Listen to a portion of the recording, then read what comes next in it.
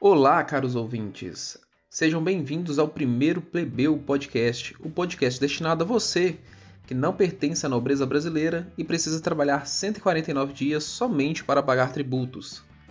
E no comando desse podcast temos como anfitrião eu, que vos fala, Caruana Mendes, e Marcos Martins. Fala aí, Marcos, como é que está as coisas? Tudo bem, Caruana? O programa ele foi criado no intuito de falar sobre notícias sérias, mas de trazer para vocês de uma forma bem informal, de possível compreensão, e também trazer algumas reflexões sobre as notícias, trazer também as notícias que são bem sensacionalistas, com pautas capciosas que os jornais de hoje estão trazendo para nós, né, população, de forma bastante apolitizada, né, vamos dizer assim. Então, a gente tem o intuito de trazer as informações de forma bem informal mesmo, de possível compreensão. É isso aí, galera. O podcast ele surge justamente nessa ideia de trazer as informações de uma forma mais descontraída, mais casual, através de um debate com alguns pontos de vista diferentes. Também para a gente expandir um pouco o pensamento e a análise sobre as notícias diárias, ou até mesmo para a gente se informar sobre notícias que a gente não tem tempo no dia a dia de estar conferindo, tá? Esse podcast ele vai possuir 4 quadros, tá? E como é o primeiro, a gente vai introduzindo a cada um os quadros e contamos também com a colaboração de vocês através dos comentários para evoluir, para melhorar. Ideias de quadro, ideias de temas podem trazer para a gente produzir essa informação, ok?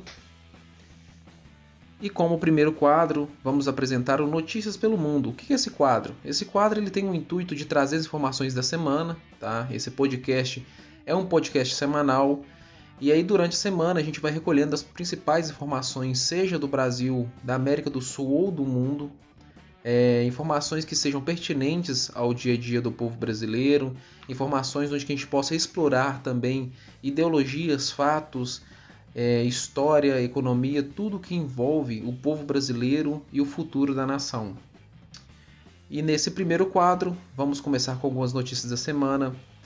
E como primeira notícia, Marcos, nós temos a seguinte informação. A Comissão da Câmara aprova o projeto de lei 399/15 de 2015, que faz menção à liberação do cultivo da maconha para uso medicinal e industrial. A regulamentação para o plantio da maconha, a cannabis sativa, para fins medicinais, conforme preverá o projeto de lei, foi aprovada nesta terça-feira, dia 8, pela Comissão Especial da Câmara dos Deputados. O texto também vai autorizar, Marcos, a comercialização de medicamentos que contenham extrato ou substratos e partes da planta, ok?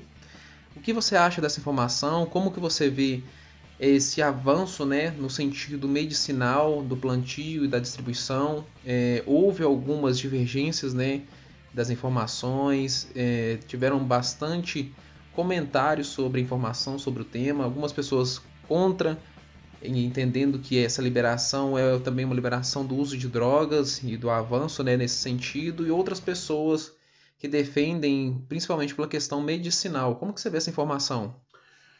Olha, Caruana, eu vejo assim, análise. Eu sou a favor do pressuposto que sim, seja usado para forma medicinal e sem problema nenhum. Tem alguns extratos em alguns medicamentos que é essencial. Tem muitos casos que os familiares têm que comprar, exportar o medicamento e é de uma forma muito cara e às vezes não é acessível para as famílias.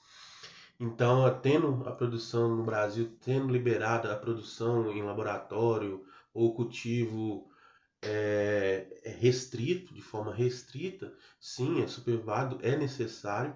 Porém, esse abre também uma preocupação, uma preocupante forma também do seguinte, abrindo essa brecha, não é uma brecha, abrindo essa validação, também abre uma brecha para da cobrança da legalização da maconha. Isso é um fato perigoso, porque liberando a maconha, libera outro tipo de droga, outro tipo de essência, e que é uma forma mais agravante. Então é uma preocupação também, não só válido, mas também que abre uma preocupação também. A gente já teve esse assunto, né? Essa vinculação feita há alguns dias, e isso não é uma projeto de lei de hoje, né? É desde 2015. E a gente sabe que o presidente, o senhor Jair Bolsonaro, que hoje está sem partido, ele chegou a dizer já em certo momento que, abre aspas, se chegar para mim, eu veto. Engraçado, maconha pode e cloroquina não pode. A esquerda sempre pega uma oportunidade para querer liberar as drogas. Você também vê dessa forma que essa liberação do projeto para comercialização e industrialização para fins medicinais é, na verdade, um jeito de liberar as drogas no Brasil? E essa fala do presidente, o que você acha, em tese? Em tese, é tudo uma forma bem complexa. Pelo seguinte fato, é uma pauta válida, é uma necessidade. Mas é como tudo aqui no Brasil. Eles se aproveitam de pequenas brechas para trazer, para trazer precedentes para outras pautas que é, no fundo, a realidade deles. Eles usam de manobra a importância de uma necessidade comum e para trazer lá no fundo algo comum. Eu discordo da parte do Jair Bolsonaro no seguinte, que ele fala de uma forma muito truculenta. E a gente sabe que é uma provocação o uso da cloroquina, porque tudo que o presidente posta ou mostra é politizado. Então, se ele não mostrasse e não postasse, não seria politizado. Mas a pauta é necessária, mas eles vão usar de manobra para as pautas que lhe interessam. Né, Carol? Isso aí. Então, assim, eu tenho uma visão quanto ao cunho liberal, tá? Eu sigo o liberalismo clássico e eu tenho uma visão que, assim, deixando bem claro, nem todo liberal clássico pensa da mesma forma, até porque faz parte do liberalismo você ter a sua própria opinião e compartilhar isso, né? Não é uma coisa coletivista onde você tem que seguir um líder supremo. Mas indo de encontro à informação, eu acho que acredito, né, na verdade, que é um avanço sim, né, para as liberdades individuais, para a liberdade de escolha. Talvez não seja o melhor momento. Eu sempre falo que eu sou a favor da liberação da maconha, eu sou a favor da escolha do indivíduo quanto ao uso ou não da maconha. E assim, nem entra o caso aqui porque o projeto de lei é justamente destinando a usos medicinais, né, porque a gente tem doenças que são usadas, tratadas através do extrato da maconha, que pode ser, por exemplo, a epilepsia, a depressão, o Parkinson, são vários tipos de tratamento que possuem essas doenças e entre elas o trato com a maconha também é utilizado. Mas indo além disso, eu acredito que é um avanço sim para a gente começar a desmistificar, a descriminalizar o uso da maconha, tá? Mas talvez não seja o melhor momento. Por que eu falo isso? O indivíduo ele tem que ter sim a sua liberdade de utilizar a droga. Ele quer utilizar, beleza, utilize a droga, é sua escolha individual. E você tem que estar consciente e ciente de todas as consequências possíveis. Mas eu acredito que a gente também teria que avançar com um sistema, como é nos Estados Unidos, de saúde privada. Por quê? Eu não utilizo a droga, mas você quer utilizar? Ok. Mas o meu dinheiro, o meu tributo, ele não tem que contribuir para as consequências, para o trato das consequências que você fez com sua própria escolha de se denegrir. Então, e aí eu também avanço em outros temas como o próprio cigarro, tá? Não só restringindo a maconha. Então eu vejo que sou a favor, acho um super avanço, super necessário e correto esse avanço.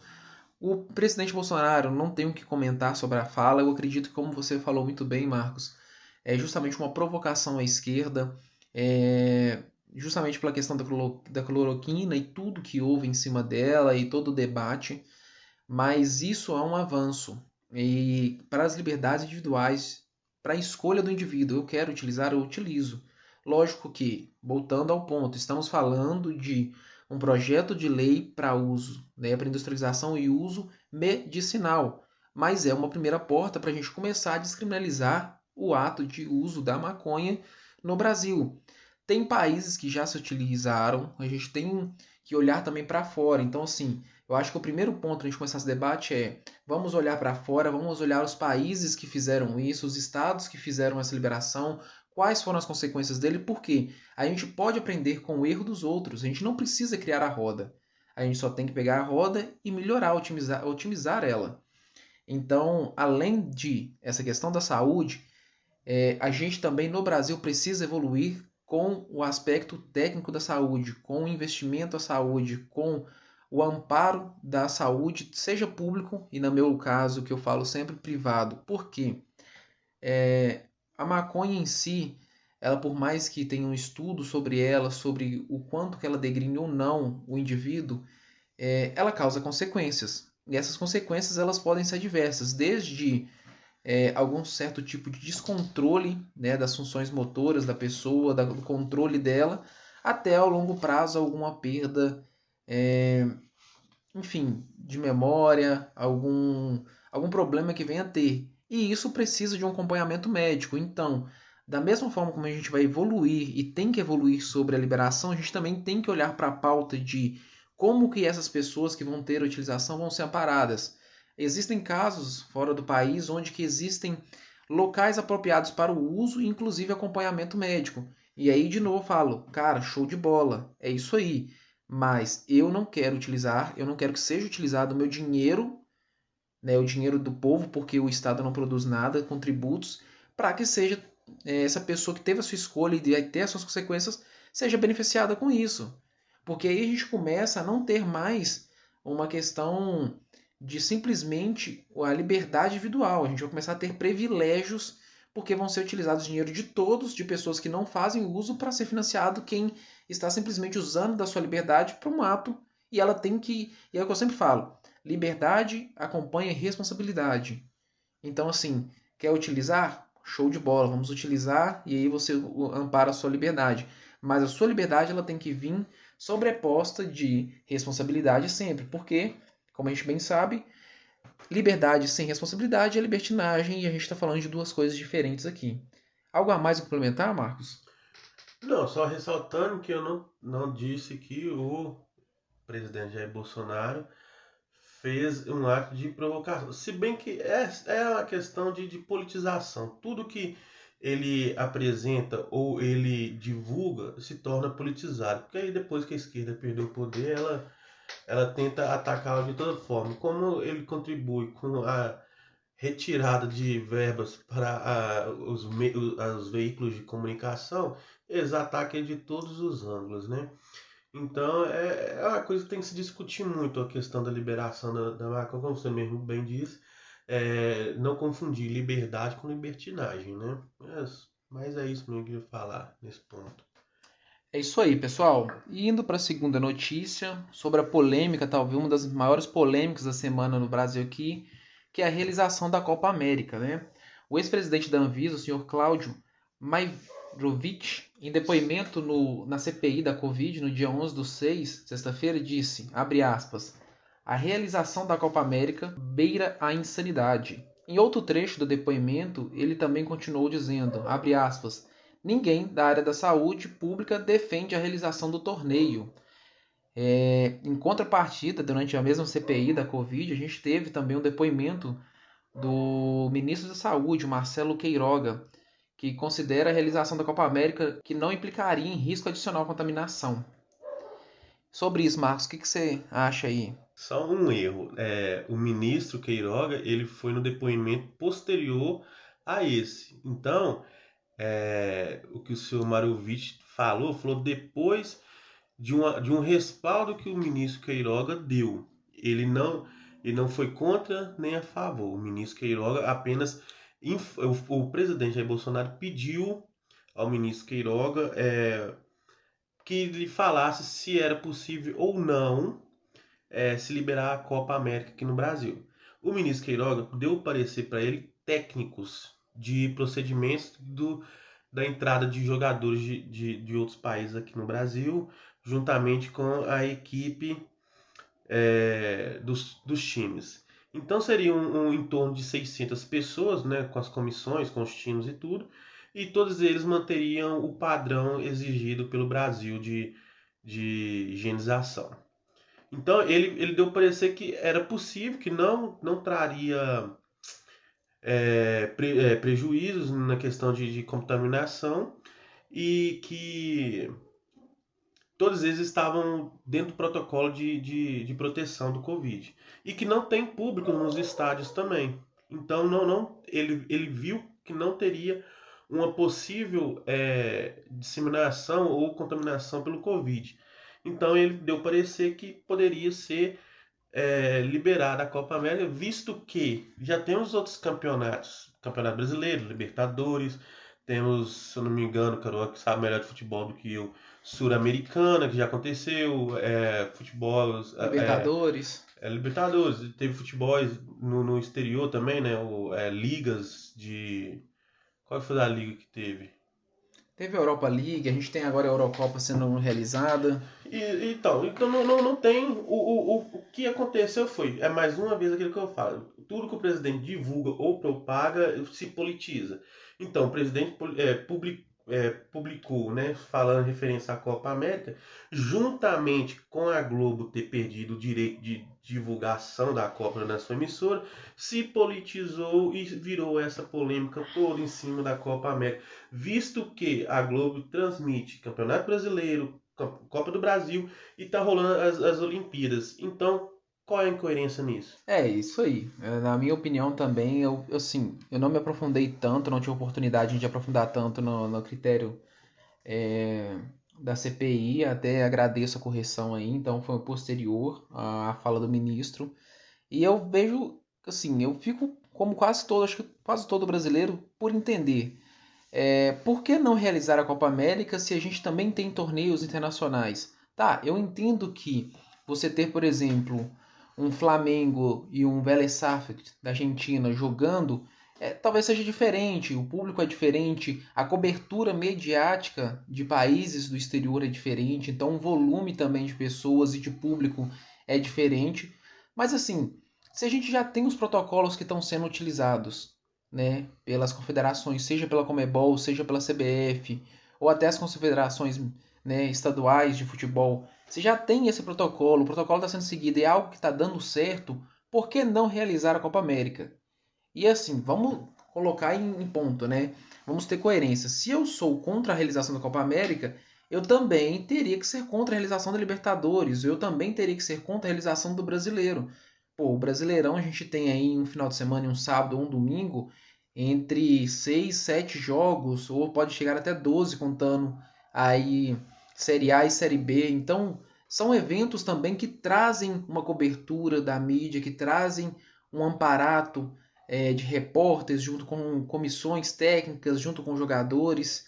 E, por exemplo, a gente está tendo há pouco tempo agora, né, as eliminatórias da Copa e ninguém fala nada. É como se fosse um torneio da Copa América, é basicamente o mesmo formato. A única diferença é que na eliminatórias há jogos em vários países e na Copa América você vai ter um país sede ali, né, além de ser um torneio diferente. Então, eu acredito que, como todo brasileiro, eu ainda estou por entender qual que é a justificativa real. Se for o número de pessoas ou volume, que houvesse maior restrição nos protocolos para a realização do evento. Agora, eu não sei se realmente isso tudo que está sendo causado em volta da Copa América é simplesmente pela realização e preocupação com a saúde. Eu me sinto muitas vezes pego no pensamento sobre será que isso não é mais um ataque político? Será que isso não é mais uma forma de justificar a famosa frase do genocídio, né? Porque a gente teve a Argentina que não aceitou, e lembrando, a Argentina não aceitou por motivos diferentes do Brasil, tá? A Argentina, além dos critérios, né, e do impacto que está tendo a Covid-19 no país, alta taxa de desemprego, a Argentina ela vive uma crise econômica real. Hoje a gente tem cerca de 42% da população, se eu não estiver errado, tá? Se eu estiver errado, me corrijam nos comentários aí.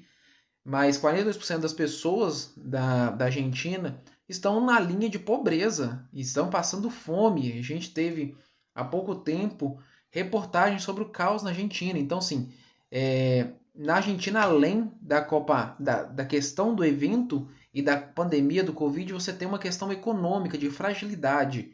O país lá, na Argentina, precisa pensar em empregos, precisa pensar nas vidas que estão sendo perdidas. Não que no Brasil a gente não tenha este problema, tá? Há pouco tempo saiu o dado que a gente está com 12,5%, se eu não me engano, de desemprego no país, mas, abre aspas, a nosso cenário econômico, principalmente com, apesar de não ser longe disso o índice principal ou o único índice a ser analisado, né, que é o PIB, apesar de no primeiro trimestre ter tido um PIB pré-pandemia de 1,2%, tá? A gente também vem passando por sérios problemas econômicos e precisamos pensar nas vidas que estamos perdendo, precisamos pensar em investimento. E o outro ponto também que eu vou levantar, só complementando aqui, é que essa Copa América ela seja realizada sem nenhum tipo de investimento do governo federal. Porque aí, se houver investimento, eu acho totalmente inviável e errado da parte da presidência e do governo aceitar essa Copa. Porque todos os investimentos hoje, para a destinação de uma Copa América, elas deveriam estar sendo utilizados na saúde pública, estar sendo utilizados em amparo aos estados, apesar do que a gente está tendo, né, essa CPI para investigação desses recursos e que deve ser investigado. A gente vai avançar um pouco mais esse tema futuramente. Inclusive, investigar os estados, a gente tem que investigar os estados, tá? Então, isso é parte do direito da população brasileira, o cidadão que paga tributo e, novamente, o governo não gera riqueza. Esse dinheiro que está sendo aplicado é dinheiro do seu bolso, é dinheiro do meu bolso. Então, é dinheiro do povo brasileiro, não é dinheiro que cai do céu, que pode ser gastado de qualquer forma.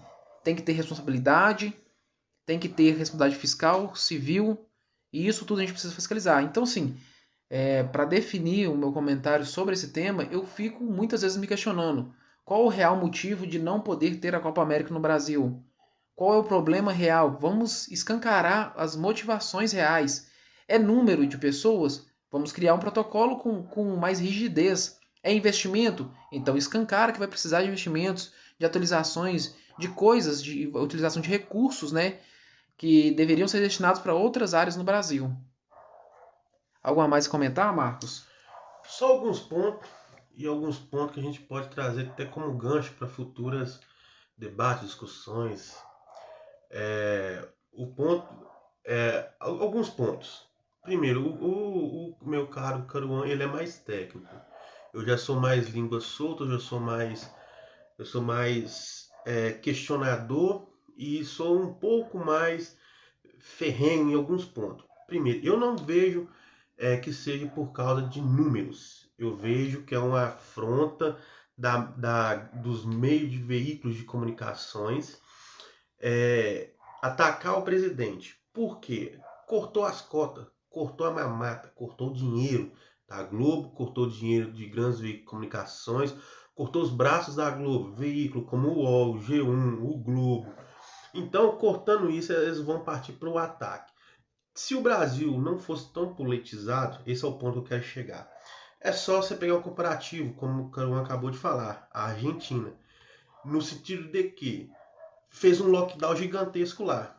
Acabou, não teve como locomover, ter um giro de dinheiro no país. Não teve empresas, não teve, estava tudo fechado. Teve um grande lockdown. Adiantou? Não. O país caiu mais na fome.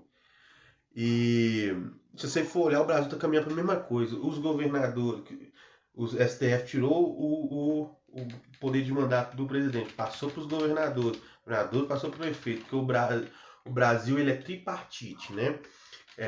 O governo federal, o governo estadual e o governo federal, estadual e municipal. Então, o STF simplesmente decidiu que deixaria encargo desses poderes. Dinheiro foi passado e não foi pouco, passou foi muito dinheiro. A questão é aonde foi parar, com que foi parar esse dinheiro? Comprando respiradores no Amazonas de loja de vinhos? Eu não sabia que loja de vinhos vendia respirador. Atriz pornô comprando respiradores? Eu não sabia que a indústria do pornô vendia respirador. Então tem que ser investigado isso. E a CPI está blindando descaradamente os governadores, visto que um dos principais governadores que teve fraude em desvio é o filho de Renan Calheiros. Lembrando que com mais de 17 inquéritos nas costas. E esses são ganchos para a gente puxar para um próximo debate. Renan Calheiros, Omar Aziz. Engraçado. Como é que se pode confiar na CPI onde se coloca um presidente da CPI que investiga uma pandemia, né, correlacionada com a saúde, sendo que a esposa e as irmãs roubou verbas da saúde em 2019 e foram presas. Então, qual é a credibilidade de acreditar na CPI? E qual a credibilidade da CPI dizer que uma Copa América vai disseminar uma pandemia, sendo vista que saiu da boca do presidente? Ou seja, você vê que isso tudo é uma politização. E a gente pode puxar um gancho mais pra frente para discutir até mesmo profundamente sobre isso. Né, Carol? Exatamente. Então a gente acaba esse giro de notícias aí. Então, beleza, é isso aí, Marcos. Então vamos para a próxima notícia. E pessoal, lembrando que esse podcast ele é uma formação também de participação dos nossos ouvintes. Então deixe no seu comentário aí o que você acha de cada notícia, qual que é o seu ponto de análise, o que você vê de diferente, de discordância. É muito importante essa contribuição, ok? Terceira notícia aí do nosso giro semanal. Lula reitera sua candidatura oficial à presidência e PSOL tem racha interno. O ex-presidente Luiz Inácio Lula da Silva afirmou em entrevista concedida à Rede Meio Nordeste que, abre aspas, se for necessário para tirar o Bolsonaro, que eu seja candidato. Não tenham dúvida que serei. Então, dentro dessa notícia aí, novamente o ex-presidente Luiz Inácio Lula da Silva, o Lula, ele um ex-presidente do Brasil, né, que é querido ainda pela esquerda brasileira e por muitas pessoas, vem ganhando força durante esse processo eleitoral, essa corrida eleitoral para 2022. E aí, Marcos, o que você tem a falar sobre essa notícia? Eu acho que é tratar o povo brasileiro como um povo ignorante. É o seguinte formato. Eu acho que a cabeça do Lula ainda funciona como se o povo não tivesse como ter acesso livre às informações hoje em dia. Eu tenho aquela seguinte questão. Ou o povo tem que ser muito ignorante ou tem que ser muito burro para acreditar num cara que descaradamente roubou o país, quebrou, afundou, destruiu, vendeu, privatizou, doou, deu dinheiro para países comunistas, países ditadores. Então, qual a credibilidade que esse ser, esse indivíduo tem? Para mim, nenhuma. Então, dentro dessa questão, é um ponto a se levantar, né? Eu acredito que o ex-presidente Lula, ou né, para alguns, ex-presidiário Lula, ele tem um processo sim, né? E como todos sabem, é um processo por corrupção, um processo dentro da Lava Jato, que ele responde sobre triplex. E eu acho que pelo simples fato, tá? E aí não estou levando uma questão jurídica, porque também não é a minha área de atuação e de domínio, mas eu acho que pelo simples fato de o processo jurídico não ter sido levado de forma correta, como deveria ser, e acabou tendo anulação, né, do julgamento em si, ou anulação desse processo dele, eu acho que a gente não deve desconsiderar o fato de que ele estava envolvido e que houve indícios de que esses tipos de bens que ele foi comprado com benfeitorias feitas a empresas, a empreiteiras, através de benefícios, né, ou influência ali dentro. Então, sim, dentro dessa questão, eu acho que a gente deve analisar todos os candidatos. Não estou aqui defendendo nenhum lado nem outro, apenas levantando os fatos. A gente deve analisar todos os candidatos à presidência. A gente tem que entender qual é o seu histórico, o que foi feito ou não. Beleza, o Lula é considerado o pai dos pobres, ele ajudou muito o povo nordestino com migalhas, porque o que ele deu para o povo nordestino foi migalhas, né? Então ele é considerado o pai dos pobres, mas na verdade ele é o pai dos pobres que se enriqueceu com os pobres. Enquanto ele estava fazendo fortuna junto com seu partido, através de corrupção, lavagem de dinheiro, enriquecendo a custa do povo brasileiro, o pobre estava lá ganhando sua cesta básica, seu Bolsa Família, achando que ele é um deus, deusificando o ex-presidente Lula.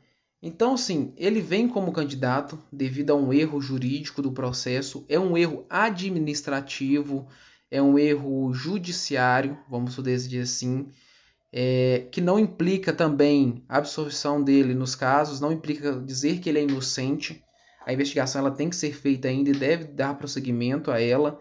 Então, por esse simples fato, sem levantar outros critérios, outras informações sobre o tema, eu acho que o povo brasileiro deveria repensar um pouco no seu candidato, repensar um pouco em quem eles estão votando. Será realmente que os meios justificam os fins? Eu acredito que não.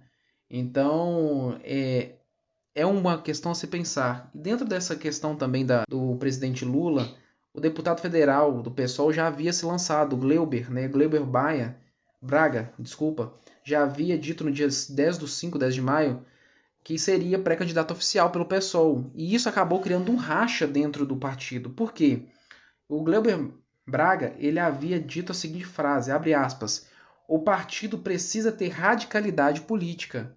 Então, dentro dessa questão do presidente Lula, ex-presidente, desculpe, ele estar se candidatando novamente, reiterando a sua candidatura, acabou criando um racha dentro do PSOL, porque principalmente o presidente do PSOL e lideranças do partido não acreditam no Glauber Maia e discordam da informação dele, do dito dele, que o partido precisa de radicalidade política.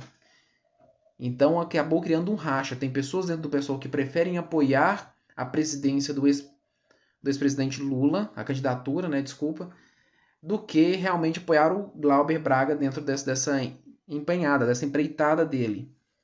É uma questão que a gente deve analisar, é uma corrida para 2022, que a gente pretende inclusive fazer a cobertura dos fatos, mas que o povo brasileiro tem que começar, na minha opinião, a repensar os seus candidatos, a pensar o que foi feito e colocar para si a seguinte reflexão: os meios justificam os fins?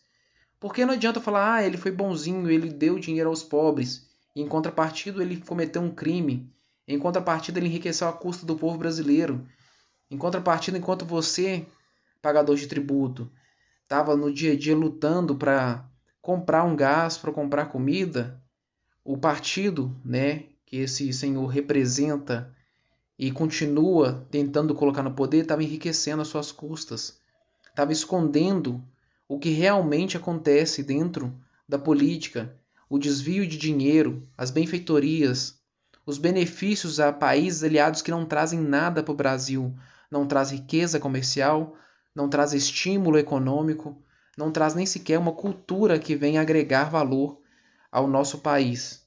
Então é um caso a se pensar e eu acho que fica essa notícia mais como reflexão ao o que nós acreditamos, o que queremos para a política brasileira em 2022.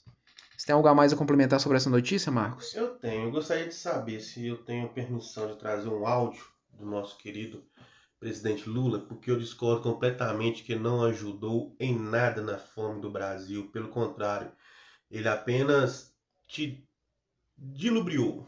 Simplesmente isso.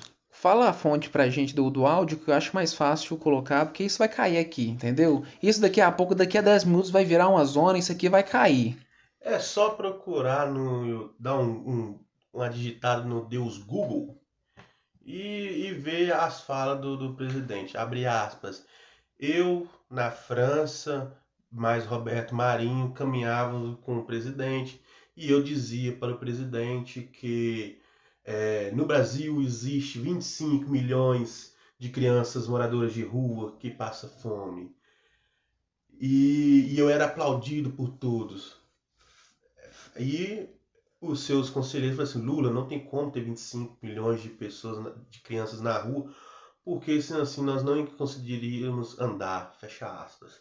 Então é só pesquisar, ou seja, um cara que me fala isso não tem mérito nenhum, somente quando ele fala que Nicolás Maduro andava de Ferrari e de Fusquinha, que a diferença de um para o outro era só o carro, que os pensamentos eram iguais. Então não tem credibilidade nenhuma um ser desse.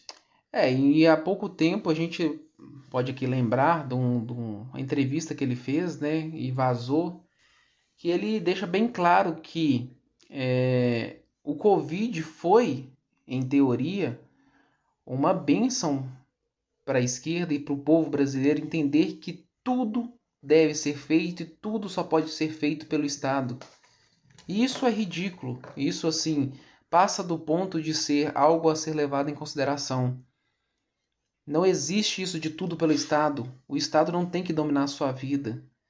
Ele deixa bem claro que ele acredita que o Estado Todo-Poderoso deve governar sobre a vida das pessoas e que as pessoas não têm a capacidade de tomar conta da própria vida. O que a gente tem visto mais acontecer nos últimos tempos são as pessoas. Eu não falo assim, eu não estou falando aqui de só brasileiros. Eu falo aqui de cidadãos de todos os países. Acaba que está virando um vício da nossa nova geração. Cada vez mais as pessoas buscam não ser responsabilizadas pelo seu sucesso, buscam não estar responsabilizadas e ter na sua mão o destino da sua vida. Hoje o que mais tem são pessoas que querem que o governo entregue tudo de mão beijada, um assistencialismo exorbitante que vai cuidar da pessoa nos mínimos detalhes e ela não toma iniciativa nem escolha pela sua própria vida. Então essa doença do assistencialismo, dessa crença de que eu não tenho capacidade, já vem com a esquerda há anos e está contaminando a nossa geração. Você é o responsável pelo seu sucesso, você é responsável pelas suas escolhas. Você não tem que depender de um governo para se alimentar, você não tem que depender do governo para caminhar, você não tem que depender de um governo para se vestir. Você é responsável pela sua própria vida. O Estado, senhor Lula, não é o único benfeitor, não é o único capaz de garantir saúde, não é o único capaz de garantir qualidade de vida para as pessoas.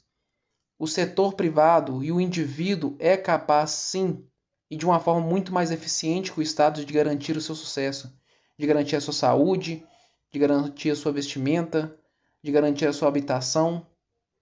Então, diferente do Estado que é gordo, inflado e ineficaz, o setor privado e o indivíduo é super capaz, porque ele faz tudo o que ele faz, ele garante o seu sucesso e ainda contribui com esses governantes que ficam mamando na teta do Estado. Então, há pouco tempo a gente teve essa declaração. E aí eu volto a falar, é momento de repensarmos os nossos candidatos à presidência. É momento de analisarmos quem são essas pessoas, quais ideologias elas seguem e o que eles querem para o nosso país. O Brasil deve avançar, o Brasil tem capacidade produtiva, o Brasil tem capacidade de mão de obra e tem que avançar. E ele só vai avançar através do setor privado e das liberdades individuais, da propriedade privada, através do indivíduo.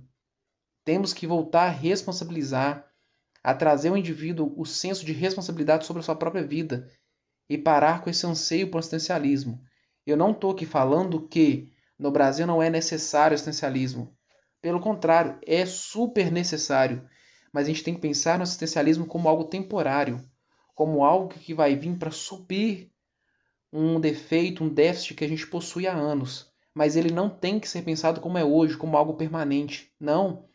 Ele tem que ser gradualmente sendo retirado e gradualmente dando mais liberdades individuais às pessoas para tomar decisão da sua própria vida e para buscar o sucesso dentro do ambiente político, do ambiente econômico e do ambiente social, do seu bem-estar, da sua saúde. Algo mais a complementar aí? Só tirando, né, o Deus endeusado do partido do PT, né, Partido Trabalhista, ressaltar que temos que estudar muito o partido até o ano que vem, na possível reeleição, e ver aonde vai dar, né? Porque o partido até então está sendo investigado pela PF por estar vinculada com o PCC. Então, temos que analisar bastante, né? Porque é confiável um partido desse? Beleza, fica o questionamento. Pessoal, continuem comentando aí, vamos compartilhar as informações, compartilhar também as notícias. É o primeiro podcast do Plebeu e eu conto com a colaboração de todos para compartilhar com o vizinho, com o amigo, com o pai, com o cachorro, que todo mundo esteja ouvindo e compartilhando também a sua ideia, as suas informações, o que você pensa para o futuro do Brasil, o que você pensa do cenário político para 2022. E compartilha aí, não deixe de se inscrever no YouTube.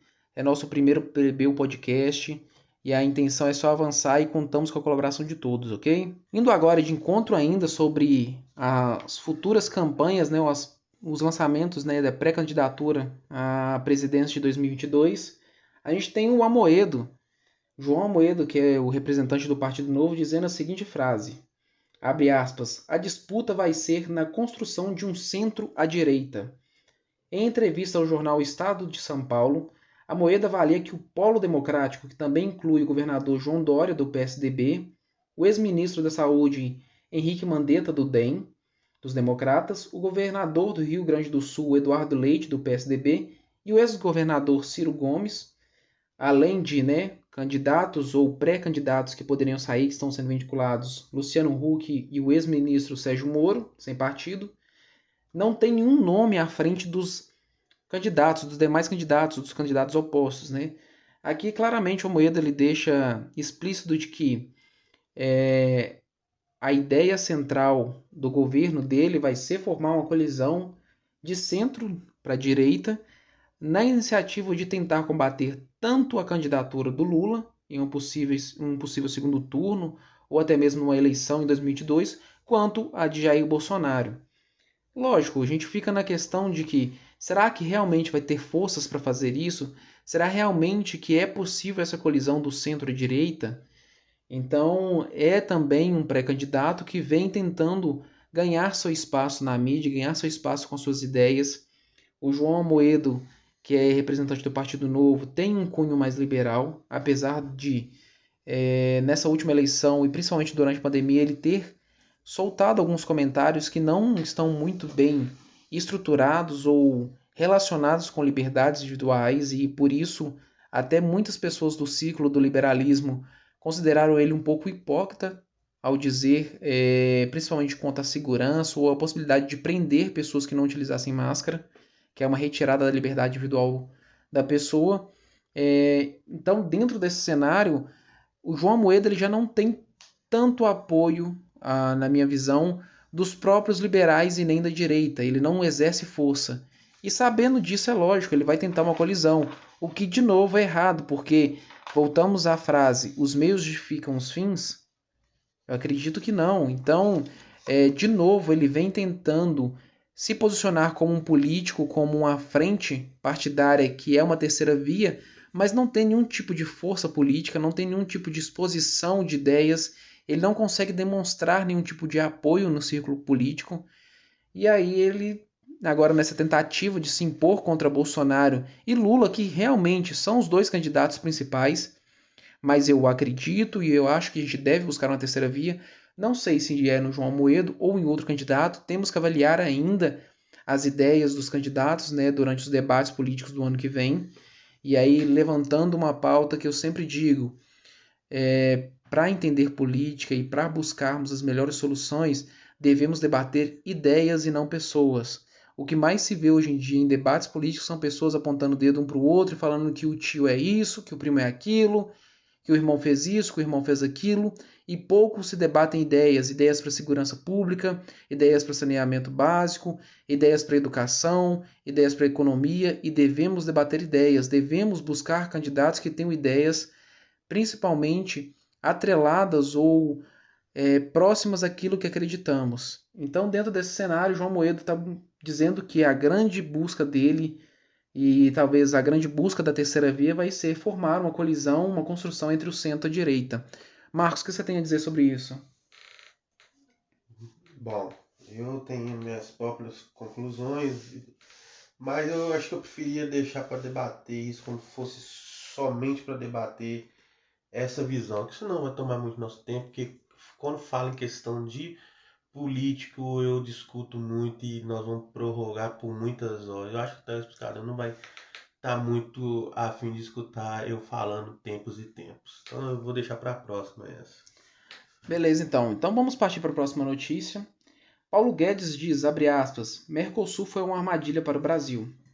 Para o ministro, a entrada do país no Mercosul, abre aspas, impediu que o Brasil se engajasse em uma integração industrial produtiva mais eficiente na cadeia global do comércio. Então, assim, o Paulo Guedes, dessa semana, ele demonstrou claramente o descontentamento, né, em um cenário econômico da Aliança Mercosul. E para quem não sabe, o que é o Mercosul? O Mercosul é também, né, chamado de Mercado Comum do Sul, conhecido popularmente como Mercosul. É um bloco econômico sul-americano formado pelo Brasil, Argentina, Uruguai e Paraguai, e outros países que são associados ou observadores, né? E ele foi criado oficialmente em 1991, na tentativa de aumentar as ofertas de emprego, renda e melhora na produtividade, intensificar relações econômicas dos países da América do Sul. É um bloco econômico que ele não tem um cunho monetário, mas sim um cunho aduaneiro, ou seja, o que quer dizer isso? Na verdade, a busca dele é por livre mercado dentro dos países da América do Sul, uma facilidade de compra, de importação e exportação entre os países da América do Sul. Ele, diferente, por exemplo, de um bloco econômico que é bem sucedido e que a gente tem assim como marco, que é a União Europeia, ele não forma, por exemplo, uma questão monetária, que é o euro lá. A gente não tem uma moeda do Mercosul. Já até se vinculou muito essa possibilidade, essa ideia, mas os países não tiveram forças ou não avançaram muito com a criação desse amparo monetário. Então, hoje, o Mercosul, para a gente entender, é um bloco econômico que visa intensificar a produtividade industrial, a vinculação de mercadorias e a evolução econômica entre os países da América do Sul. Tem um cunho aduaneiro e não monetário e não avança em outros cunhos que um bloco econômico deveria ter. Tá? Então, hoje, dentro do Mercosul, a gente tem como países signatários, países que iniciaram e são oficiais, né, que foram ali durante o Tratado de Assunção em 1981, os países fundadores desse bloco. O Brasil, que hoje ainda é e sempre foi a maior economia do bloco. Tá? Hoje o Brasil domina, apesar de ter caído bem em questões do PIB, ele é a maior economia do bloco econômico ainda. A gente tem a Argentina, que também é um país signatário, que é a segunda maior economia do bloco, mas vem perdendo nos últimos tempos muito essa posição para o Chile e para outros países. E aí a gente vai colocar, né, a abertura aqui do Chile como um país associado, mas ele vem perdendo muito nesse critério econômico, principalmente devido à pandemia do Covid e a questões internas, como inflação, desvalorização da moeda. Hoje a economia da Argentina a gente fala que ela é dolarizada, né?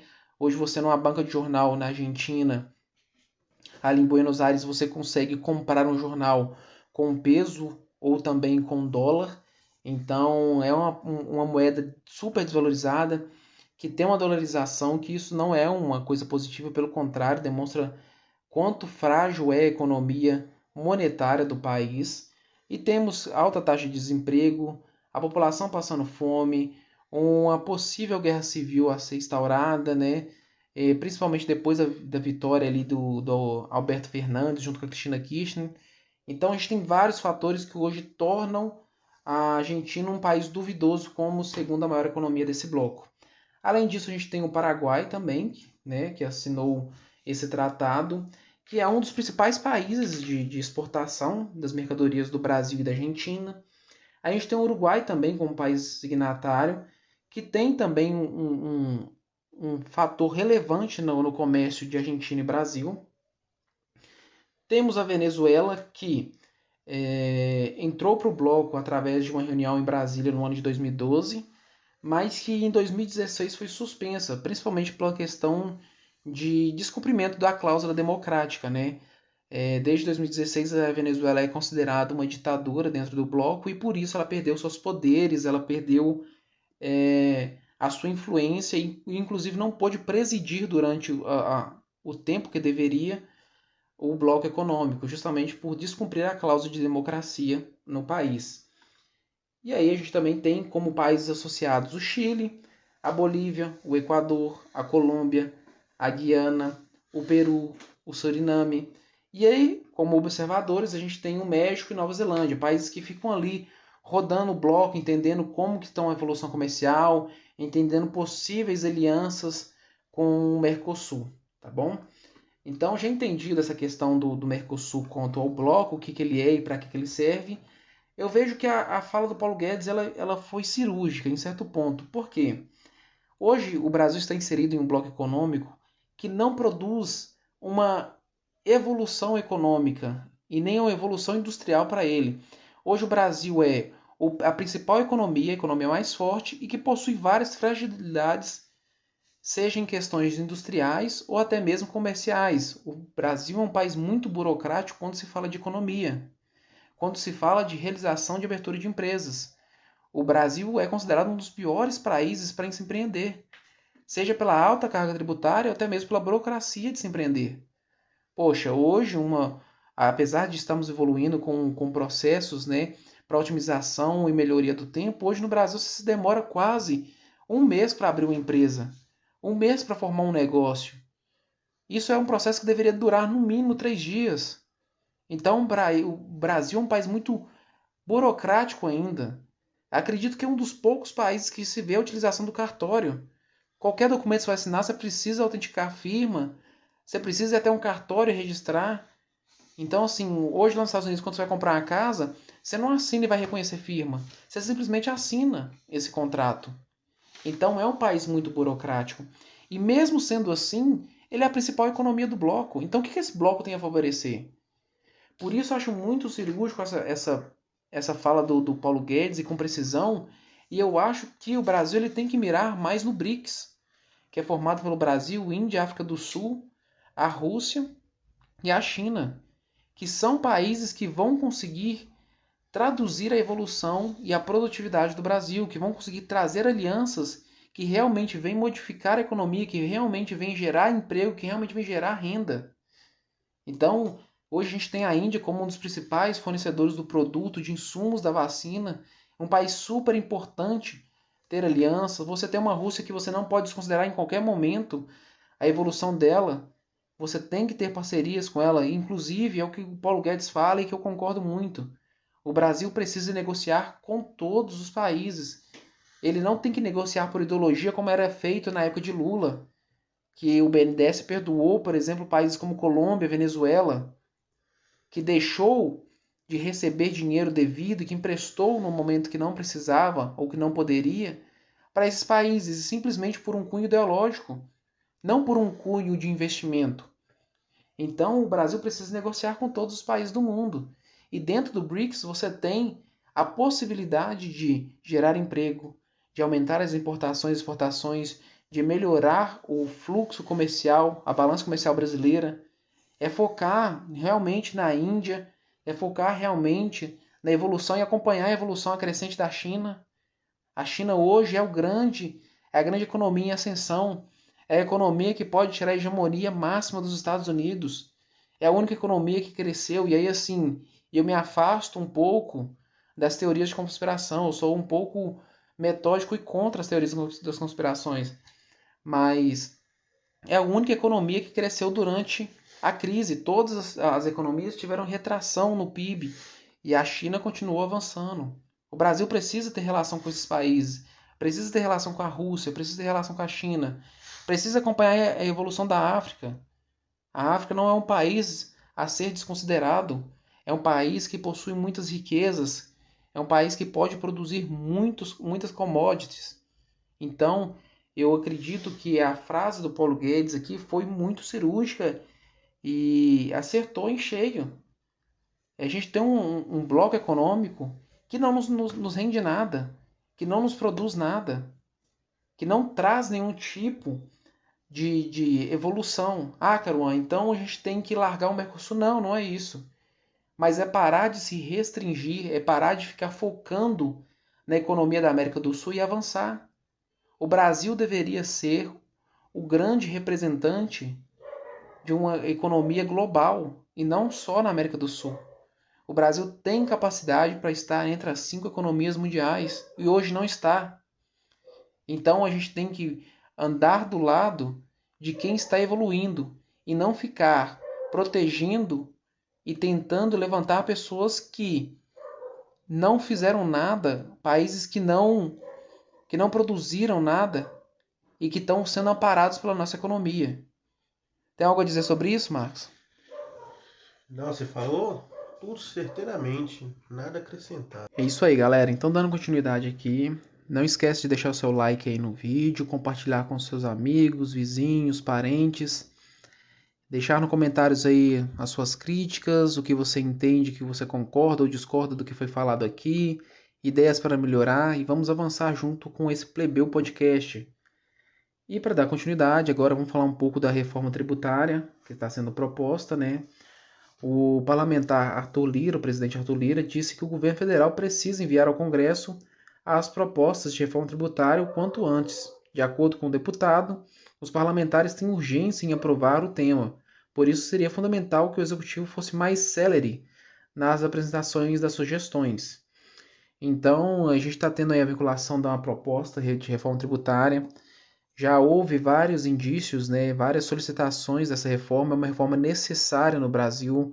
A nossa carga tributária é altíssima e o Paulo Guedes, desde que iniciou no Ministério da Economia, junto com o presidente Bolsonaro ali, ele vem falando sobre a importância dessa reforma tributária e o quanto que o Brasil precisa evoluir nesse cenário de tributação, né? E só para comentar um pouco, de forma bem informal e supérflua ao tema, né? Eu até aconselho a todos a entrarem na proposta de reforma tributária e lerem o teor dela, mas eu fiz um resumo aqui só dos principais pontos para a gente entender e debater sobre, porque isso é muito importante, né? Diz respeito à tributação, à arrecadação do governo, né? Como eu volto sempre a falar, o governo não produz riqueza, o Estado não produz riqueza nenhuma, e tudo aquilo que o Estado possui e contém para investimentos é através da arrecadação da população, do cidadão, né? Através da tributação. E aí, dentro dessa reforma tributária, a gente tem como primeira proposta ali a possibilidade de extinguir o fundo, o PIS e o COFINS e criar o que chamaria de contribuição social sobre operações com bens e serviços, com o objetivo de simplificar o recolhimento, trazendo maior transparência e destaque na nota fiscal. Outra proposta que estava dentro desse critério, né, o imposto de renda de pessoa física, ele deve ali, né, ocorrer a atualização na tabela, mas sem mudanças nas faixas, né, na alíquota de tributação e sim nas faixas de tributação. Então, hoje, o tributo, né, para a pessoa física que tem uma isenção ali, né, de até 2.379 meses de salário, ele deve aumentar e deve passar para R$ 3.000, ou 3 salários, ou enfim, né, 3 a 4 salários mínimos. E essa é a proposta do governo há um tempo. Dentro desse cenário, a gente não tem a proposta ideal, que seria uma redução de alíquota, mas sim uma limitação, né, uma restrição de pessoas com média e baixa renda sobre a tributação do imposto de renda. Então, eu vejo, né, que dentro dessa evolução ou dessa proposta de atualização, a gente vai ter um ganho, né, perante essas pessoas, mas a gente não tem uma redução efetiva da tributação. E aí, né, continuando com as mudanças, a gente também tem a tão esperada mudança, né, de virada da proposta de tributação sobre lucros e dividendos, que tem uma discussão ali se iniciaria com 15% ou 20% também. Então, o imposto de renda de pessoas jurídicas, né, para compensar a tributação sobre lucros, a proposta prevê que a alíquota, que hoje é 15% de imposto de renda sobre pessoas jurídicas, ela caia para 10%, com o primeiro ano de vigência sendo em 12,5%.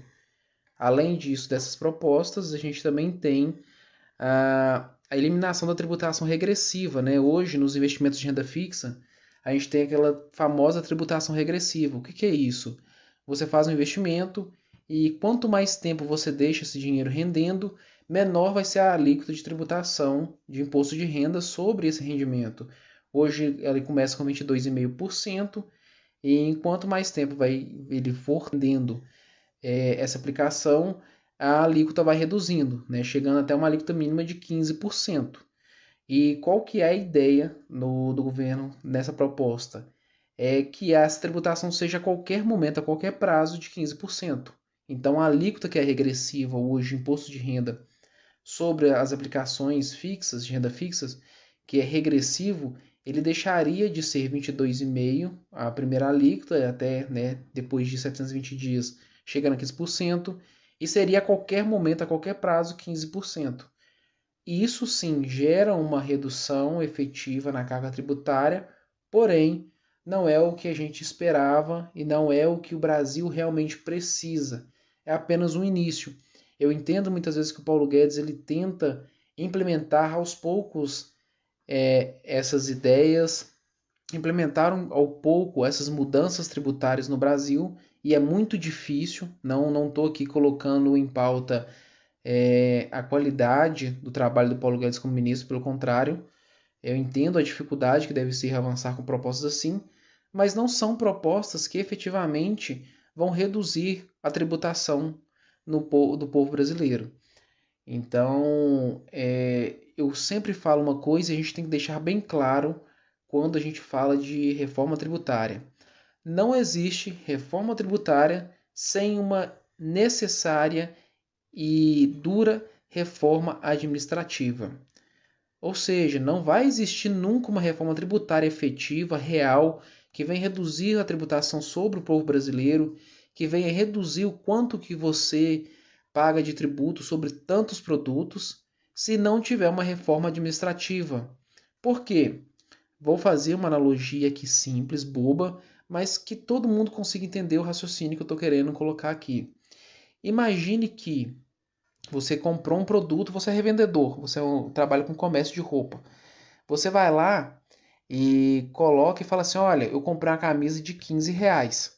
Beleza, o seu custo dessa camisa foi 15 reais. E nesse negócio hipotético seu que não existe, tá? Colocando aqui em consideração só para exemplificar de uma forma mais clara, vamos colocar que nesse projeto, nessa empresa sua, ele não tenha fins lucrativos. Ou seja, você vai revender pelo preço de custo essa camisa. Então você comprou uma camisa de 15 reais e vai revender ela a 15 reais. Entendeu? Então essa revenda seria a tributação. Ou seja, você utiliza o meio de tributação para financiar os gastos públicos, que seria essa camisa, que seria o custo dessa camisa.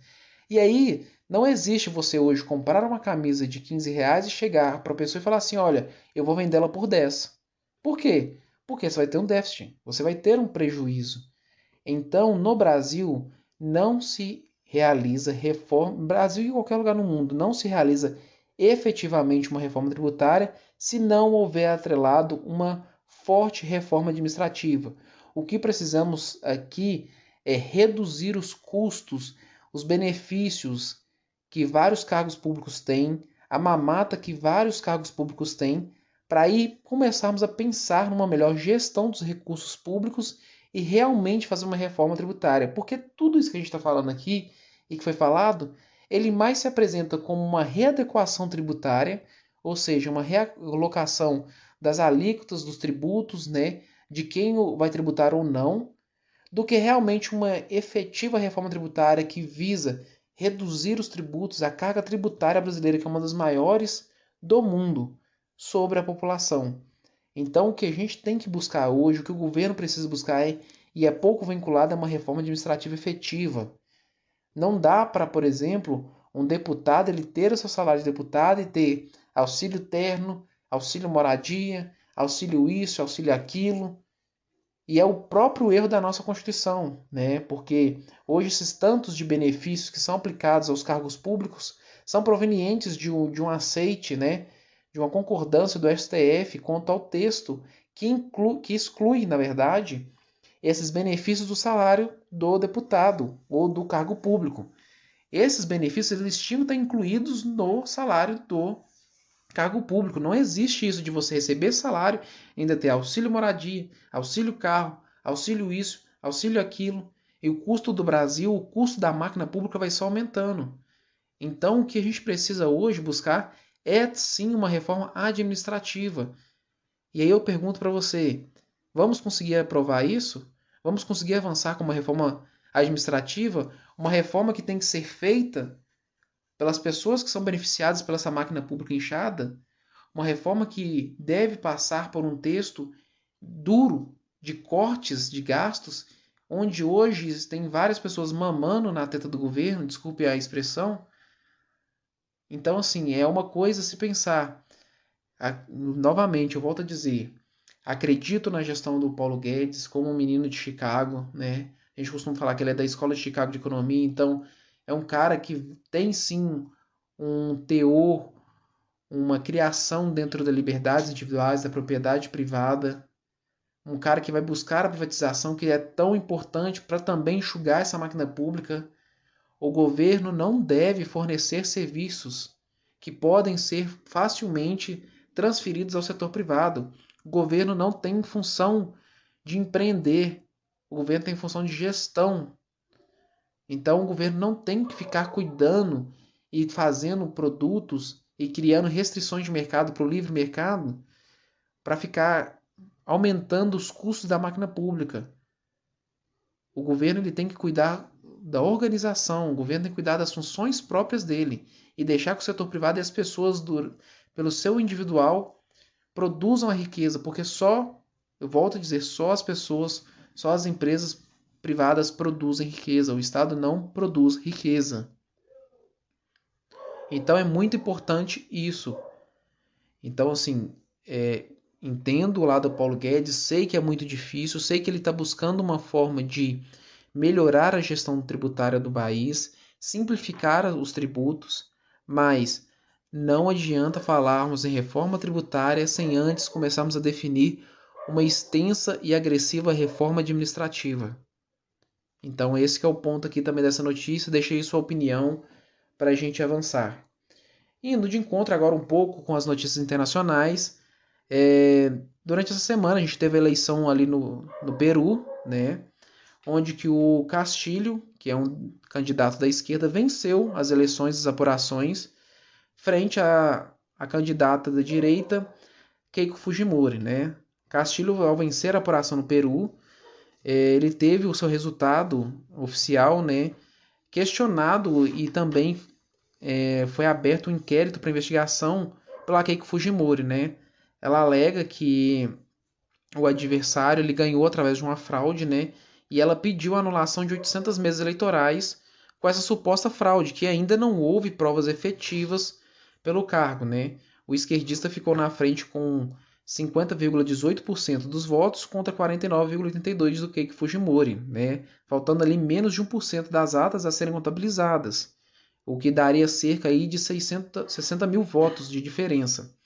Em um cenário normal, né, que a gente costuma dizer, Castilho hoje já estaria ali acenando, né, na sacada e tocando os rumos da política do seu país, né, da gestão. Mas devido a essa investigação e levantamento de questionamentos, né, sobre a apuração de votos da Keiko Fujimori, ainda vai haver uma averiguação, uma investigação, principalmente com as urnas que vêm de outros países, como por exemplo de São Paulo, do Brasil, que são os votos que não são de pessoas residentes do país, né, que participam da eleição. E a gente acaba tendo mais um caso aí de investigação sobre votos, sobre possíveis fraudes no processo eleitoral. Vale aqui só abrir uma aspas, né, que a Keiko Fujimori ela teve a sua candidatura muito questionada, principalmente por envolvimento na Lava Jato, né? Quem não se lembra, a Keiko Fujimori ela é uma das investigadas no processo da Lava Jato, junto com a vinculação com a Odebrecht. Inclusive, na semana passada, ela teve aí os ministros lá da Justiça acabaram emitindo aí uma solicitação de prisão preventiva da Keiko por alegar que ela está interferindo na investigação e se encontrando com investigados para alinhar possíveis discursos ou tomadas de decisão. Então, mais uma investigação aí da Lava Jato, né, envolvendo parte da direita aí da América do Sul, e que também acabou manchando um pouco a eleição da Keiko, que pelos votos acaba perdendo para o candidato da esquerda, Castilho. E aí, Marcos, tem algo a dizer sobre essa notícia? Essa aí é mais uma prova de que é mais necessário ainda votarmos, né, na medida da PEC 135, se não me falha a memória, que é a PEC do voto auditável, né? Lembrando que o voto auditável ninguém está retrocedendo, tá? Não é voltar a votar com um pedaço de papel. É apenas você digitalizar o seu candidato, o nome do seu candidato, e irá sair um comprovante de quem você votou. Aí vai se fazer a averiguação digitalizada e, se possível, for requerido, né, a contabilização, achar que foi por meio de fraude, você vai ter a comprovante de quem você votou e vai fazer uma somatória do candidato de quem você votou. E outra coisa, eu não sei o porquê do medo do voto impresso.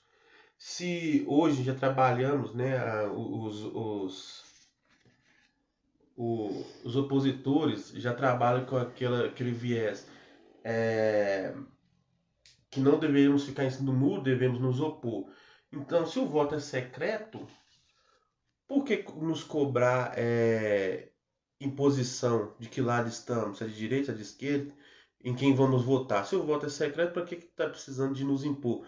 Visto o caso de Juliana Paz, ela se manteve neutra, né? Não é nem de direita nem de esquerda.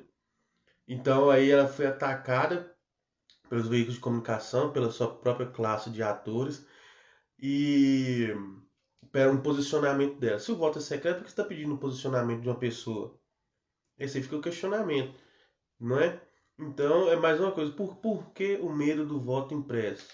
A desculpa é de um retrocesso, de votar com um pedaço de papel. Não. Quando você paga, uma analogia bem estrúxula aqui. Se você paga uma conta de luz, você não recebe um comprovante? A mesma coisa, você vai votar na máquina digitalizada e vai receber um comprovante do seu voto. Então, e por que do medo? Já que você já nos cobra um posicionamento, não deveria ter medo, você já vai saber de quem é o nosso voto. Então, esse fica um questionamento também. Mais uma vez, você pode comprovar que pode haver sim fraude no voto. E é mais uma questão, né? Mais uma situação que a gente tem de possibilidade de acusação de fraude nas eleições, né? Se a gente for puxar aqui na memória, há pouco tempo a gente teve nas eleições norte-americanas a possível fraude de investigação, que até investigação, né? A possível fraude da eleição lá do Joe Biden, que o Trump acabou informando e pedindo a conferência de novo de alguns estados, das eleições, das votações de alguns estados. Só que diferente, né, do que a Keiko está fazendo, porque até o presente momento a Keiko Fujimori ela apenas está dizendo que é fraude e não trouxe nenhuma informação ou nenhuma prova, ou talvez ao que se investigar. Nos Estados Unidos, a gente teve pessoas relatando que receberam lá o voto impresso ainda, né? Você tem a possibilidade de receber pelo Correios ou comparecer na data da votação. E houve, né, relato de pessoas em vários estados que receberam na sua residência duas cédulas para votar, né? Principalmente aquelas pessoas que mudaram de endereço e não foi utilizado o sistema lá eleitoral. Então, acabou que pessoas que deveriam ter uma cédula só, elas tiveram duas cédulas.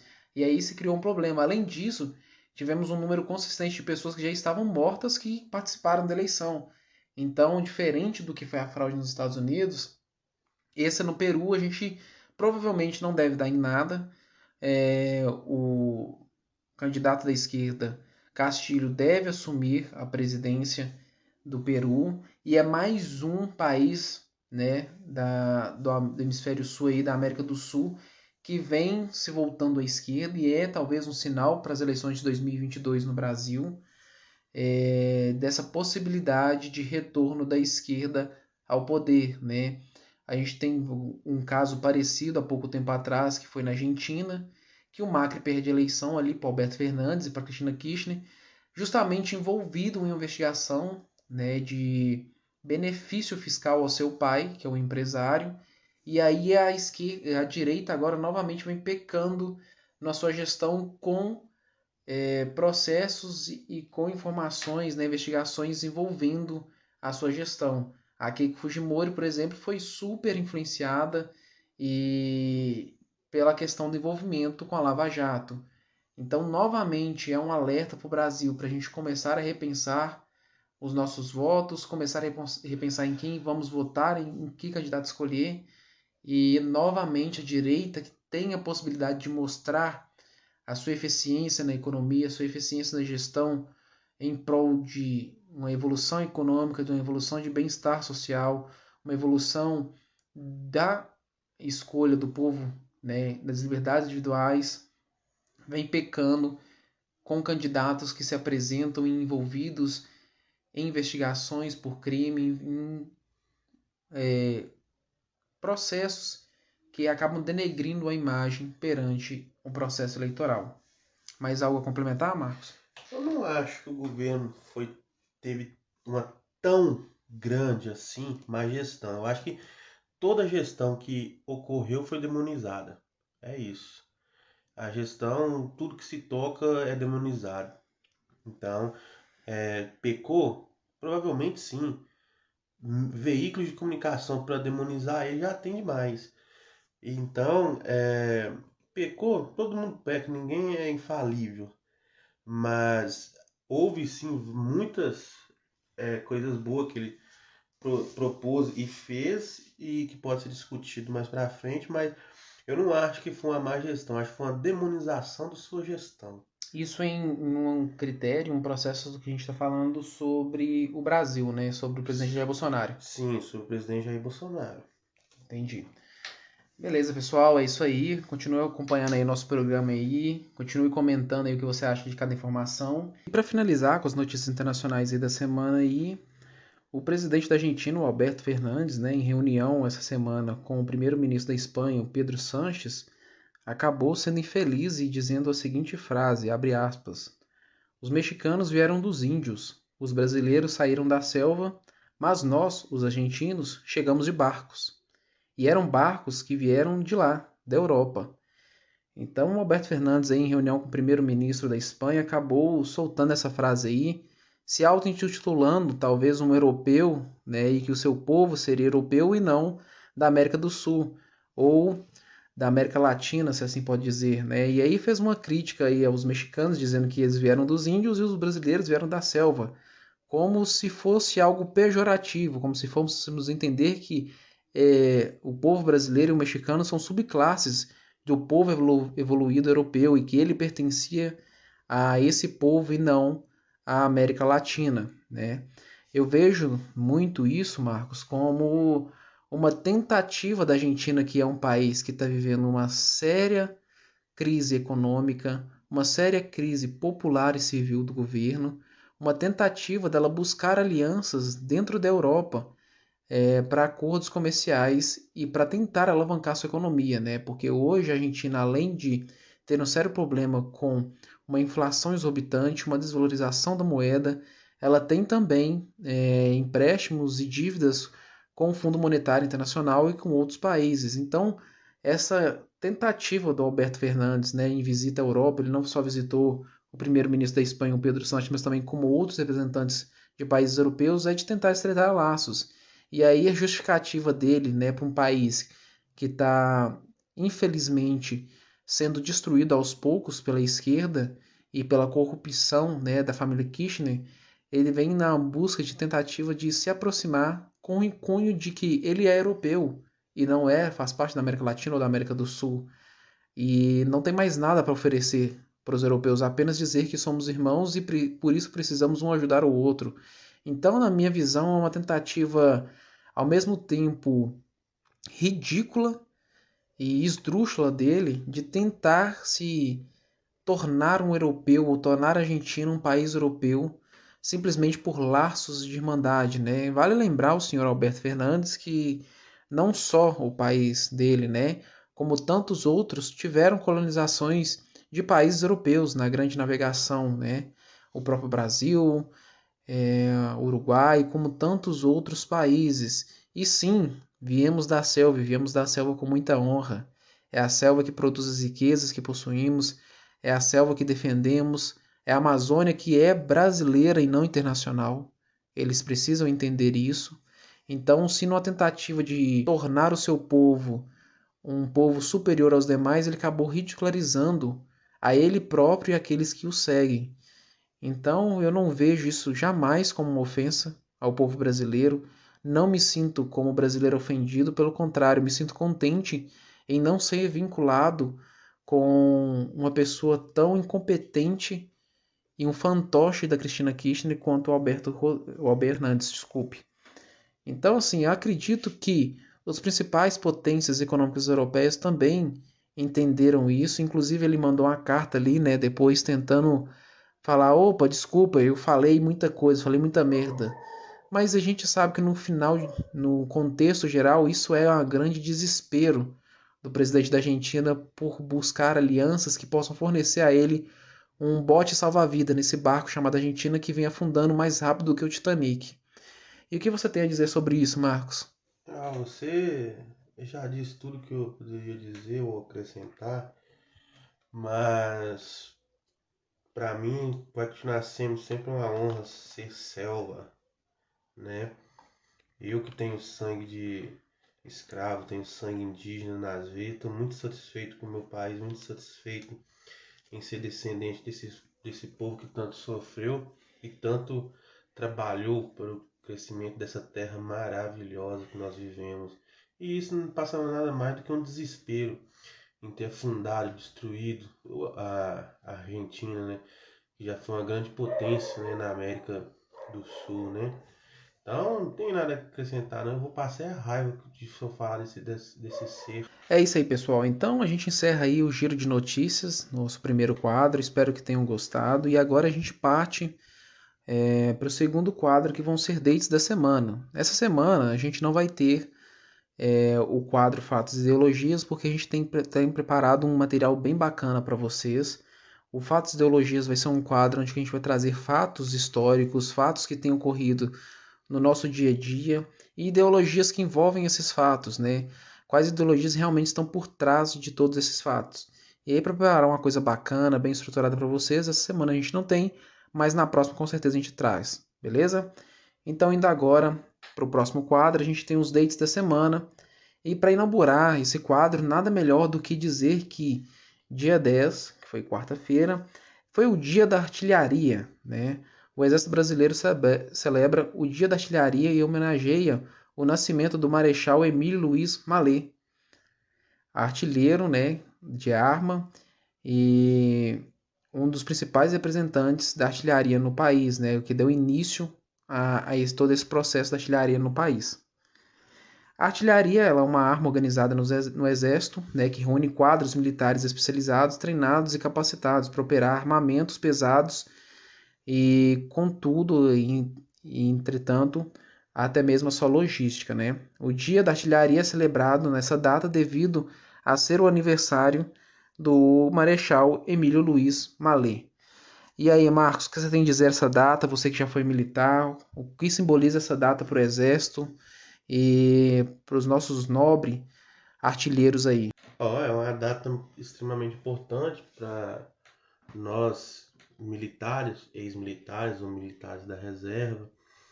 É uma data que é muito importante para a artilharia, né, que é um dos nossos principais meios de defesa.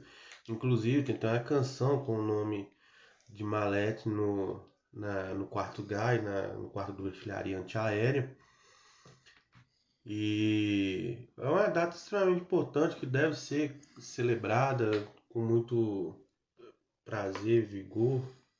E, peraí, deixa eu entender. Então, quer dizer que no quarto Guy, lá no grupo de artilharia antiaérea, vocês tinham uma canção sobre o Malé. Mallet tinha uma canção, A Pantera. E como é que é? Você pode cantar um trechinho pra gente aí ou é pedir demais? É muitos anos já que já não faz parte do grupo, mas dá pra. Não dá pra uma palhinha assim. Não, então, por favor, honre os nossos ouvintes com essa canção. Então a canção é assim: E a Pantera, na certeza do combate, a vitória, a decisão. Guerreiros da Pantera lutarão com devoção, com raça, com fúria. Nós somos os primeiros a exemplo de Malé. Nós somos artilheiros, lançamos míssil Igra cumprindo a missão. O rugido da Pantera estremece um avião. Pantera, Brasil. Show de bola aí, ó. Além de podcast, é músico. Graças a Deus você não precisa de música pra viver, né? Não precisa ser cantor. Mas show de bola. Continuando os nossos dates aí da semana. Dia 12 é o dia. Na verdade, dia 11, desculpa. É o dia da Marinha Brasileira, o nosso cisne branco. Essa data é uma homenagem à primeira batalha naval representativa do Brasil, né? Que é a Batalha Naval de Riachuelo, que ocorreu dia 11 de junho de 1865.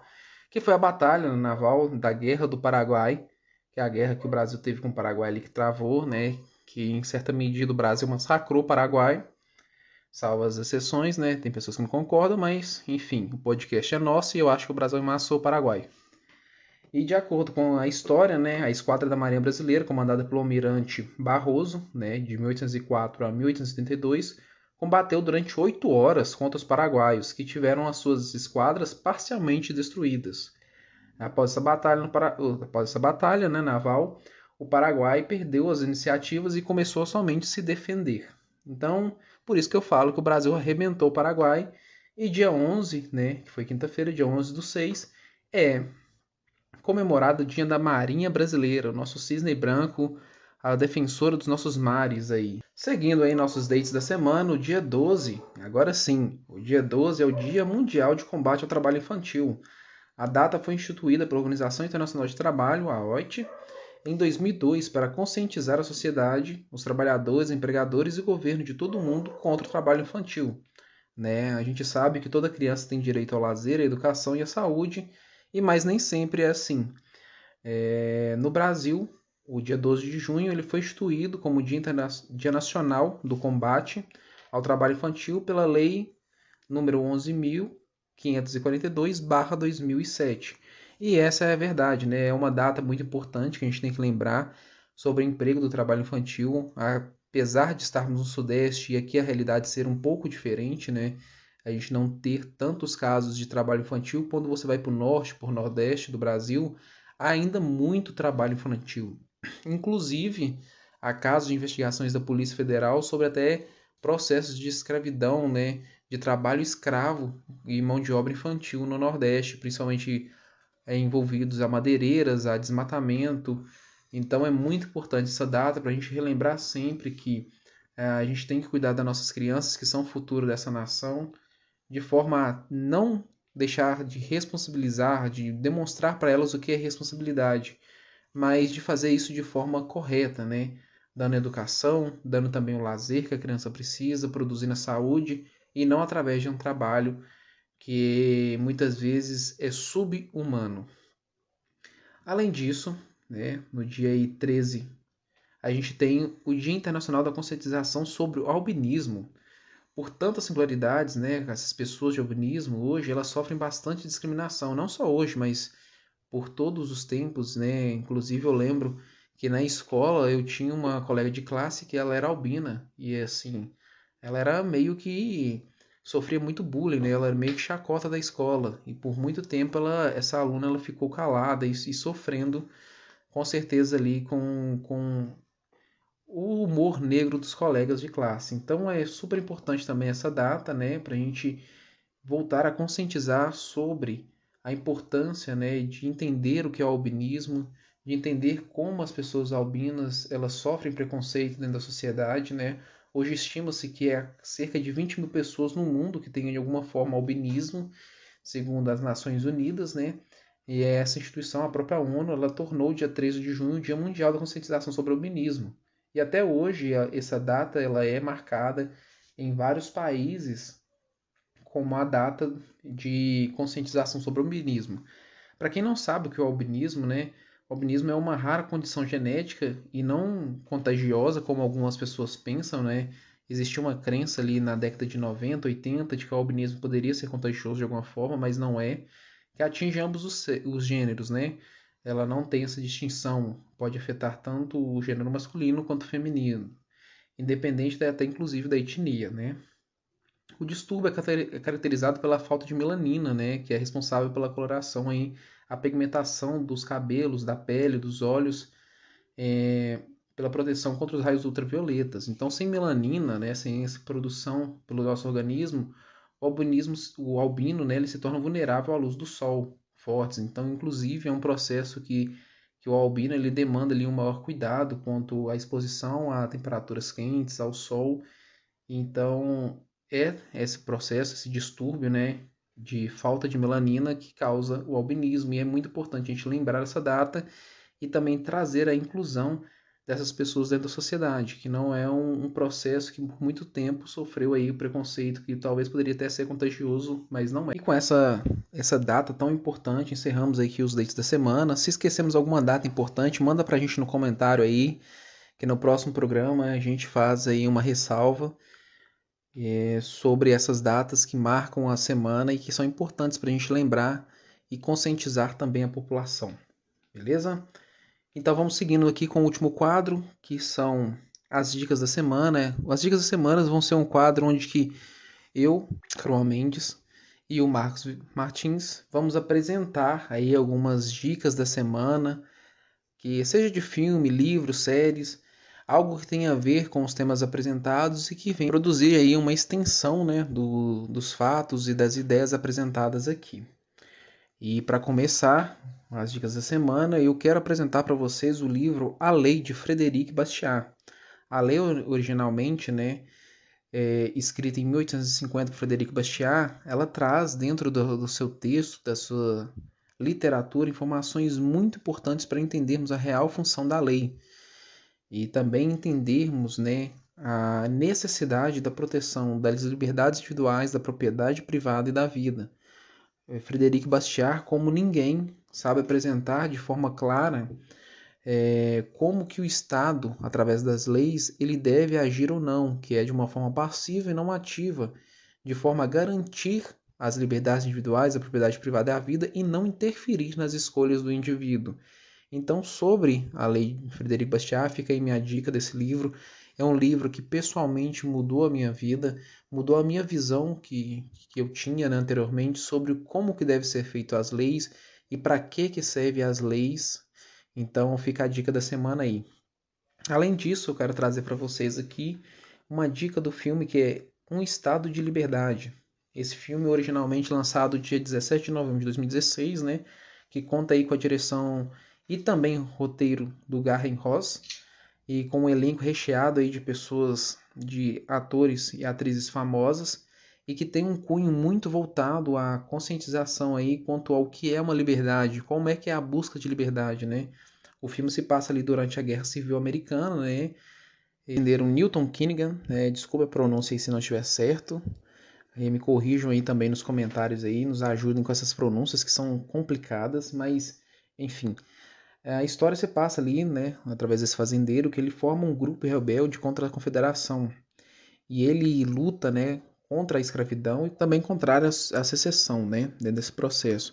E aí, no decorrer da história, ele reúne fazendeiros pobres, né, do condado de Jones e rompe aí, né, na luta por uma liberdade, por um estado livre contra a Confederação e, inclusive, né, ao longo da trajetória, em combates direto com a Ku Klux Klan, né, que é a seita norte-americana, né, de supremacia branca. Então é um filme excelente para entendermos o pensamento, principalmente dos pais fundadores dos Estados Unidos da América, né, o que eles pensavam quando eles falavam sobre liberdade individual, sobre quanto à propriedade privada, quanto aos direitos básicos, né, que são os direitos naturais aí. Então fica a dica desse filme, é um filme excepcional e que vai trazer dentro da sua história o contexto do que seria a defesa real da liberdade individual, da propriedade privada, tá?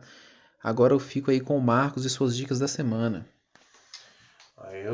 A minha dica é até mesmo um gancho para o que a gente vai tratar, uma reflexão para a semana que vem, né, que é Vidas Negras Importam.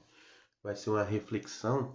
Então eu gostaria de indicar Vidas Negras Importam, do Brasil Paralelo, extremamente importante para você entender o que são os antífonas, o que são os Black Lives Matter, o que são as Panteras Negras, você entender mais ou menos o movimento Vidas Negras Importam. Então é um documentário do Brasil Paralelo extremamente importante, muito bom para você ter uma compreensão sobre esses movimentos. E também de ligação justamente sobre o envolvimento dos Panteras Negras, que é apresentado nesse documentário também, trazer o filme Judas e o Messias Negro, né, que fala sobre a história, né, de ascensão e queda de Fred Hampton, né, o ativista dos direitos dos negros e revolucionário, líder do Partido dos Panteras Negras, um jovem proeminente na política. Ele atrai a atenção do FBI com a ajuda de William O'Neill, né, e acaba fazendo um acordo com o FBI e se infiltrando no grupo Panteras Negras e causando assim o assassinato de Hampton.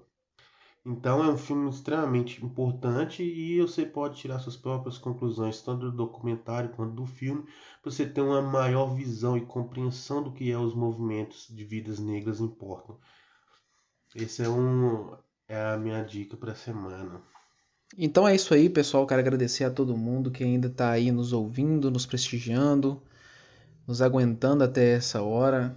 E eu queria aí deixar novamente um pedido para vocês, para que deixar no comentário as suas ideias, as suas críticas construtivas, o que vocês acharam, quais temas a gente deve abordar no próximo programa. E contamos com a colaboração de todos. Compartilhem com seus amigos, colegas, vizinhos.